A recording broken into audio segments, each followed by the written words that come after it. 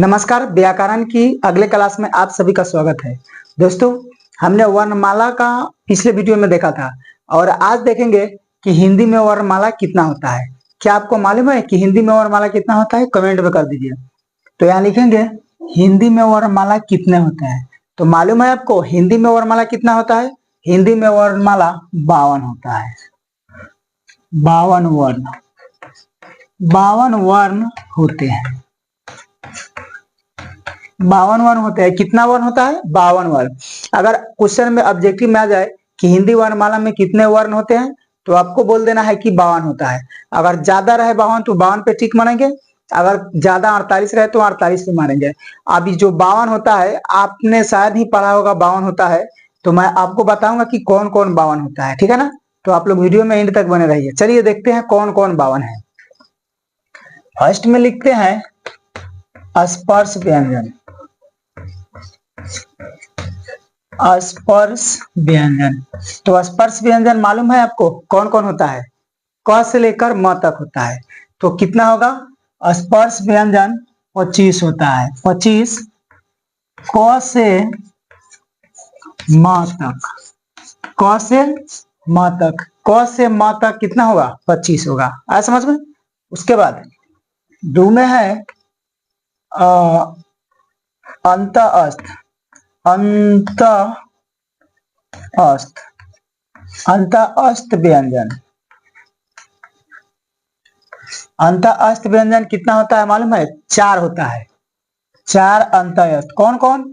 तो होगा य, र, ल, व।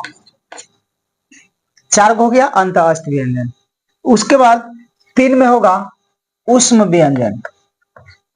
ऊष्म व्यंजन, ऊष्म व्यंजन कितना होता है मालूम है ना आपको? नहीं मालूम है? 4 होता है। ये भी 4 होता है। कौन कौन? तो तालाबे सा, मुधाने सा, दांती सा और ह, ये 4 होता है। देख लिए ना? चौथा में संयुक्त व्यंजन। संयुक्त व्यंजन, संयुक्त व्यंजन, संयुक्त व्यंजन कौन कौन होता है? तो ये होगा छ, तरा, ज्ञ और स्र होता है। 4 गो स्र होता है। तो एक बार और देखेंगे इसको। 4 व्यंजन, स्पर्श व्यंजन 25 को होता है क से म तक। तो आपको बताने की जरूरत नहीं है। क से म तक मतलब हुआ क ख ग घ ङ, यानी कि म तक प फ व म तक 25 को। 4 गो अंतःस्थ व्यंजन 4 गो होता है य र ल व। ऊष्म व्यंजन 4 गो होता है स, त्रावे समुदाय स, दांती सा, ह। फिर संयुक्त व्यंजन छ, त्र, ज्ञ, स्र। 4 हो गया। चलिए पांचवा में होगा द्विगुण। पांचवा में द्विगुण व्यंजन। ढ हो जाएगा, ढ और ड्र वाला ड्र है।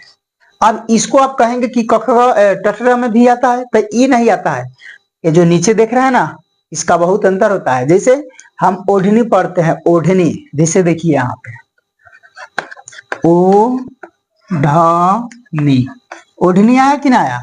तो कोई इसको बोलता है ओढ़नी, यानी कि र और ढ दोनों मिक्स रहता है। उसके बाद र है तो देखे होंगे आप, सड़क होता है, सड़क, सड़क होता है। तो इसको कोई सड़क बोलता है, कोई सड़क बोलता है, इसलिए इसका अलग इस्तेमाल होता है। दुआ है ना, समझ गए? छठा नंबर में है आयोग। आयोग वाह, ये भी होता है 2 गो। ये हो गया 4 गो, ये हो गया 2 गो, ये होता है 2 गो। अनुस्वार होता है, अनुस्वार, और एक होता है विसर्ग। विसर्ग तो आप संस्कृत में देखे होंगे,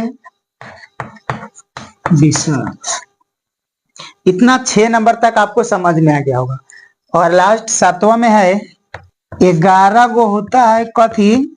स्वर वर्ण। स्वर वर्ण, यानी लिख दिए यहाँ पे 11 गो स्वर वर्ण। कौन कौन होता है आपको मालूम होगा? अ आई है, तो ये हो जाएगा अ, आकार आ, हरा शिकार, दीर्घ इकार, हरस उकार दीर्घ उकार, उसके बाद ए अए